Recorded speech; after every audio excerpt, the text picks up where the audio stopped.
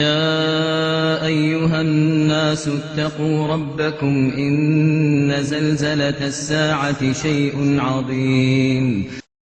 على أن يفضحك يا الله. اللهم استرنا ولا تفضحنا يا أرحم الراحمين. معلش سامحوني. ما حكم الأناشيد بالموسيقى؟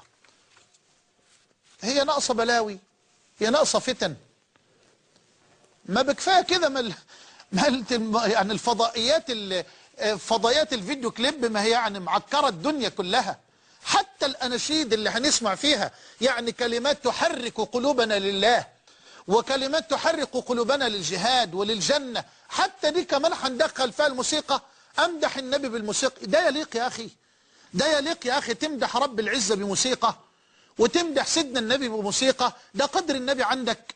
مش هقول لك بقى أدلة. طب هات لنا دليل يا مولانا. يا عم والله العظيم ما محتاجة أدلة. يكفي ان النبي عليه الصلاة والسلام يقول: لا يكونن من أمتي أقوام يستحلون الحرى. الحرى يعني الفرج أو يعني الزنا، والحريرة والمعازف، والخمر والمعازف. ايه ده؟ المعازف مقرونة بالبلاوي دي، بالخمر. ايوه، مش عاوزين بقى اقول لك اصل ده يعني ارهاف ومشاعر مرهفة واحاسيس راقية وبتنمي العواطف. يا عم اتق الله، اتق الله. ده بتنبت النفاق في القلب كما ينبت الماء البقل.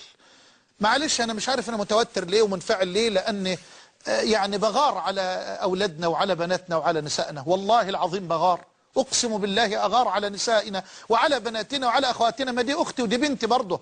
على البنت المسكينه اللي عماله تسمع الاناشيد وتسمع الاغاني، الفيديو كليب والمناظر دي، انت منتظر منها ايه؟ منتظر منها ايه؟ منتظر من البنت المسكينه في بيئه الشهوات دي ايه؟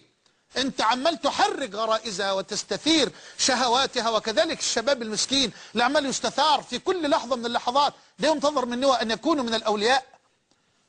مش بكفاية يا اخوانا؟ حتى الأناشيد اللي تذكرنا بربنا ونبينا، حتى دي كمان هندخل فيها الموسيقى. ويقول لك الفن الإسلامي. يا حبيبي كلمة كبيرة قوي، كلمة تخينة قوي. ما بكفاية يا عمي. فأنا أنصح إخواني وأخواتي ألا يستمعوا إلى هذه الأناشيد لو كانت مصحوبة بآلات العزف. أما إن كانت هذه الأناشيد بغير آلات العزف فلا حرج ولا بأس بسماعها، لكن لا ينبغي أن يكون سماعك لها طوال حياتك وطوال وقتك، وإنما اسمع القرآن، اسمع أشرطة أهل العلم. يا أخي وظف وقتك توظيفا يرقيك مع ربك، توظيفا يقربك من الله جل وعلا. فإن احتجت في مدة من الوقت وفي فترة من الفترات، لأن النفس جموح، احتجت أن تسمع نشيدا من هذه الأناشيد فلا بأس ولا حرج. أنا أحيانا أسمع التواشيح، نعم، في سيارتي. قد أسمع شريطا من القرآن، شريطين، 3 أشرطة، لكن أحب أن أسمع الشيخ سيد نقشبندي، أسأل الله أن يرحمه. أحب أن أسمع الشيخ طه الفشني، أحب أن أسمع الشيخ محمد عمران.